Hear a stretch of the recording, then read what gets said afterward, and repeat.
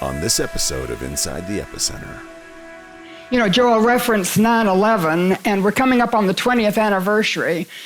And he said last night that he remembered exactly where he was when that took place, and all of us do. You know, we all can tell you where we were. I was at home, like Joel said he was, and my daughter called, turn on the TV. I turned on the TV, and time to see the first plane in the trade tower, and then the second plane, I watched it hit, and then the first tower imploded, and the second, and I remember putting my hand over my face and wanting to cry out like, no, God, no, you want to stop it, because I knew I was watching on my television screen people stepping into eternity.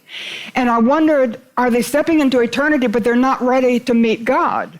And are they not ready to meet God because people like me haven't shared the gospel with them? So the impact of 9/11 on me was that I fell on my knees and made a recommitment to share the gospel of Jesus Christ.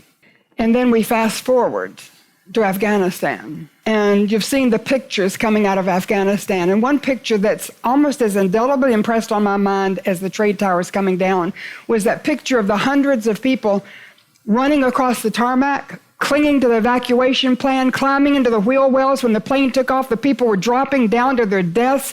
And I thought, that's a picture of people desperate to be saved. And then it's like the Spirit just whispered, and there are people all over the world who are desperate to be saved. Not just physical salvation, but spiritual salvation.